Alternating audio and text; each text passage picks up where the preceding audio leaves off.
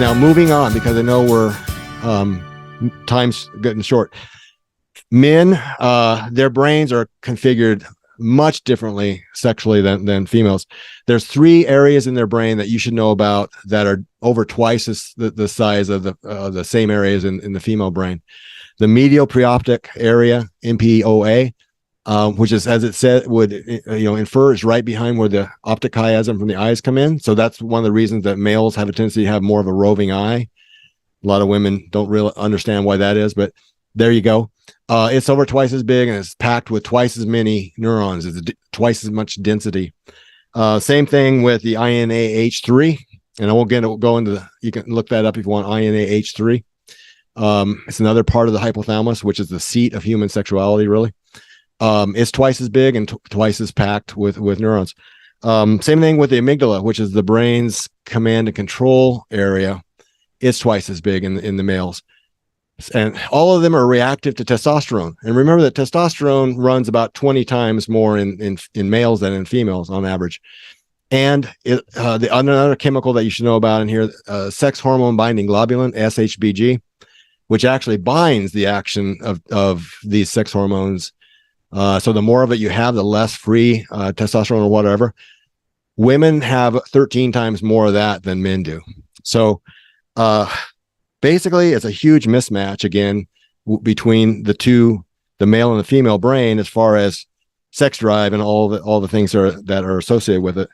It makes men a lot more vulnerable to the Coolidge effect. If you've heard of that before, shake your head if you've heard the Coolidge effect.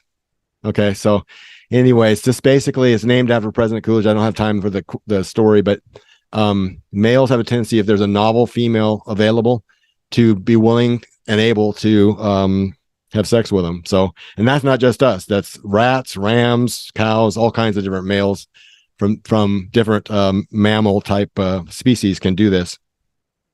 Promiscuity is much harder because of all these things to resist that for males. Another thing that women need to know is men tend to over-perceive women's sexual interest. A woman will just be being nice to the man, and she'll respond being nice, being courteous. He'll think she's sexually interested. And so that's where a lot of sexual conflict comes as well. On the other hand, women tend to underperceive men's sexual interests, which causes a lot of problems as well. When males become aroused, they become much different ethically. The research they did on this was college students, and they had them, sit in front of laptops, and they had pictures of the country, pastoral pictures, and we're asking them questions like, would you ever give a date rape drug to have sex with her? Would you ever tell her you loved her? Would you ever tell her would you ever consider having sex with a 12-year-old? All answers, all no. And then they put pornography on there, and then they also asked them to up the ante. They asked them to masturbate while they were watching the pornography.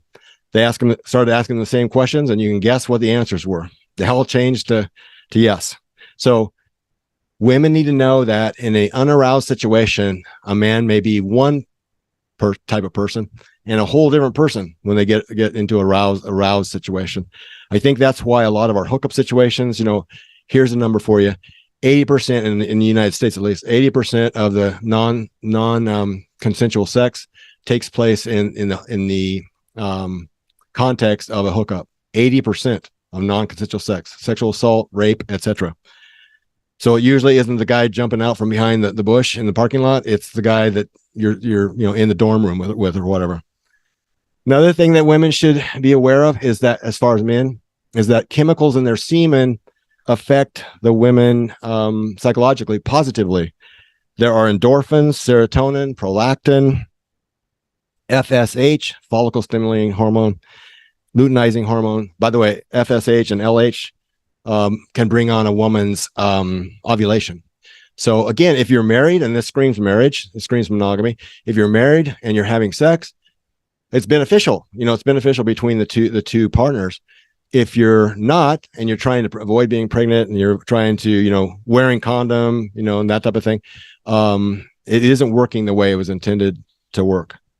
One last thing here that women should know is that, as opposed to our swimmer here, Thomas, I think is his last name, men and women are not the same at all as far as their physical capabilities. In most cases, men on average have 80% more upper body muscle fiber. So that's 80% more upper body and 50% more lower body muscle fiber.